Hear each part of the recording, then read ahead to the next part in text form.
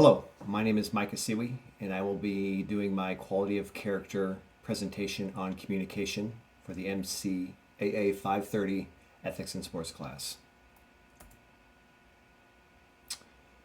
The Intro to Communication. Effective teamwork begins and ends with communication. That's by Coach Mike Krzyzewski. If you notice, I have two pictures on this slide. On the left is the women's national soccer team after they scored a goal. Communication worked.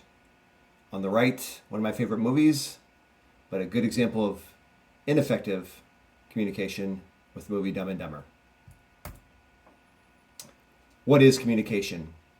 The definition ideally is exchanging of information or news. My definition that I came up with was addressing and discussing subject matters with others by using our ears, voice, and body language. On the right side there on that slide, I have a quote. How do you want to be treated by Mr. Siwi? I asked this of my online psychology students last quarter. Examples that came up were kind, nice, fair, honest, respect, listen. Those are all forms of and qualities that communication is needed. A biblical example of communication comes from James 1:19. Know this, my beloved brothers, let every person be quick to hear, slow to speak, and slow to anger. The emphasis there on quick to hear or listening. I came up with 5 examples of communication. The first, listening heightens effective communication. The second, model the message. The third, leaders lead from the front. The fourth, communication through collaboration. And the last, but certainly not least, if you allow it, you accept it. Coach John Wooden has this quote here in the bottom right-hand corner, or his rule for communication: if it helps, say it.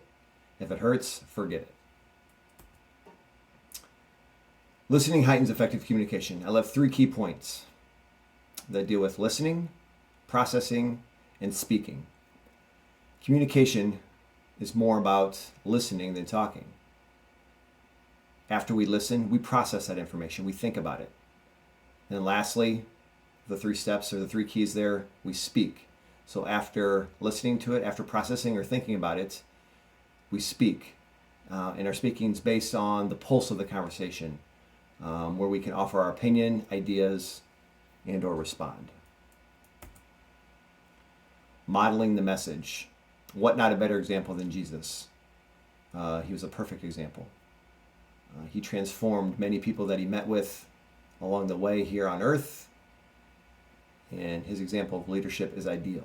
Ephesians 4:32 says, be kind and compassionate to one another, forgiving each other just as in Christ God forgave you. Leaders and coaches, it definitely starts at the top with head coaches and or administrators. How they run the program, what's their culture like, the vision, the mission. They control the steering wheel of the program. Are they going to talk or are they going to walk? It's easy to talk. It's easy to make that talk. But ideally, walking the walk is ideal. It's a great way to model by doing what you actually say. The last point, sharing and reinforcing the same message with team. It's essential that our coaching staff shares and reinforces the same message that the head coach models for the players, so that we're all on the same page. Leaders lead from the front.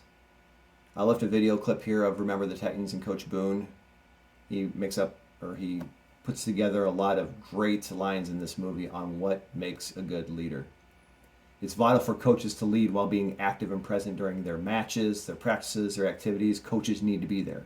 They need to lead from the front. Remember the Titans asked these 3 questions. What makes a strong leader? Coach Boone responds by saying it should be fun. He does say it's going to be a dictatorship. He says it's the coach is the law. If you survive camp, you make the team. What's ideal is from the start of the movie to the end of the movie. There's a transformation that goes from it's my way or the highway to let's do it as a team. We need togetherness. It also illustrates how the players go from I'll do it my way, I want nothing to do with you, to we need to do this together to be successful. How does a leader create a team? He mentions in the video that the teammates will spend time with each other, getting to know each other, their likes, their dislikes, their backgrounds. At first they don't like it, but then they actually find ways to get to know their teammates and enjoy it. He mentions a couple quotes from the video. If we don't come together right now on this hollow ground, we will be destroyed. I don't care if you like each other right now, but you will respect each other. And just maybe we'll learn to play this game like men. Two great quotes. And then how does a leader develop? It's about football. Or is it about you? Everything isn't about winning and losing. Winning and losing can be important when the game is in progress, but he mentions in one of their last games as they play as a team to hold your head high whether you win or lose and to do your best. Communication through collaboration. Great teams are characterized by a climate of trust based on good communication, Bruce Brown says. We have 5 areas here where we want to work together as head coaches or as leaders. We work with our administration. Get to know your AD. Get to know your boss. Establish a good relationship. Your coaching staff.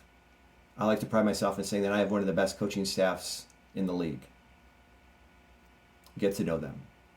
The players. That's why we're here. Their perspective is important, and they're the ones who will have to go out and execute the game plan. So we need to have a great relationship with them as well. Communication is key. Parents. Give them a role. Whether it's team dinners, whether it's helping some structure for your season, scheduling, give them a role. They like to be involved. And then develop a genuine relationship with your custodial crew. I honestly believe this is one of the most important areas of getting to know your custodial crew. The work that they do is priceless. Culture derives expectations and beliefs. Expectations and beliefs drive behavior. Behavior drives habits, and habits create the future. It all starts with culture, John Gordon says. If you allow it, you accept it. This is a quote or a saying that I saw in my college basketball coach's office. I saw it sitting up on his wall, and I've kept it ever since. He happens to be my athletic director right now and still has that saying in his office. Our checklist there on the right. Work ethic, coachable attitude, commitment, accountability. Those 4 areas are areas that we want our students, our players, and our coaching staff to invest in. We'll be very prudent to set clear expectations. And in return, we want our players, our coaches to be accountable for those expectations in the long run. Honoring the 3 C's of communication, which is obviously what our presentation is about. And then 2 more that we added that we really keep a hold of in our program here at Clinton High School, coverage and celebration. Communication, off the court. Athletes will stay in constant communication with each other and the coaching staff at all times. That's a key, that's a must.